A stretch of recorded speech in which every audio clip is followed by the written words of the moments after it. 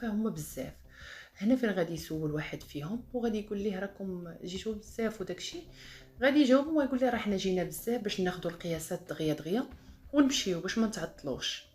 قال لهم صافي ماشي مشكل مرحبا، دخلهم وسط الباب.